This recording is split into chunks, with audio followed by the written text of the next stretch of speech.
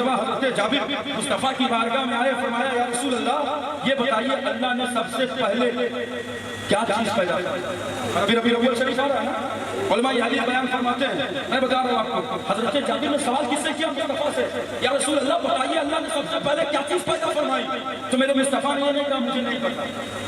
یہ نہیں کہا، میرے آقا نے فرمایا یا جابر ان اللہ تعالیٰ قد خلق قبل الاشیاء نور نبیک من نورہ، اے جابر اللہ نے سب سے پہلے تیرے نبی کے نور کو اپنے نور سے پیدا فرمایا۔ میرے آقا فرماتے ہیں فجعل ذلک النور یدور بالقدرت، ایسا شاء اللہ تعالیٰ وہ نور قدرت الہی سے جہاں چاہا دورہ کرتا رہا، جہاں چاہا دورہ کرتا رہا۔ آقا فرماتے ہیں ولم یکن فی ذلک الوقت لوح ولا قلم ولا جنۃ ولا نار ولا ملک ولا سماء ولا ارض ولا جن ولا انس۔ مصطفیٰ فرماتے ہیں جب رب نے میرے نور کو پیدا کر دیا تو میرے ہی نور سے زمین بنائی، میرے ہی نور سے آسمان بنایا، میرے ہی نور سے جنت بنائی، میرے ہی نور سے کوثر بنایا، میرے ہی نور سے آدم بنے، میرے ہی نور سے شیش بنے۔ اگر ابراہیم کو خلت ملی تو میرے مصطفیٰ کے صدقے، اگر یوسف کو جلال ملا تو میرے مصطفیٰ کے صدقے، اگر موسیٰ کو جلال ملا تو میرے مصطفیٰ کے صدقے، اگر عیسیٰ کو کمال ملا تو میرے مصطفیٰ کے صدقے، اگر ابو بکر کو صداقت ملی تو میرے مصطفیٰ کے صدقے، عمر کو عدالت ملی تو مصطفیٰ کے صدقے، عثمان کو سخاوت ملی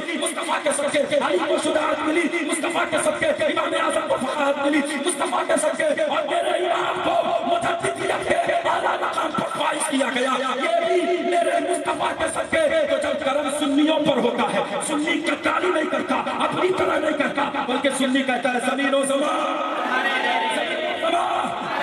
مکین و مکان، چنین و چنا، بنے تو جا، کان میں زبان، بدن میں جا، ہم آئے گا، مجھے دیوار، اور میرا امام کہتا ہے وہ دولت ہے، وہ دولت ہے، وہ دولت ہے، وہ جو نہ ہو، جانے دو، جانے دو، جانے، میرے امام نے یہ نظریہ دیا ہے۔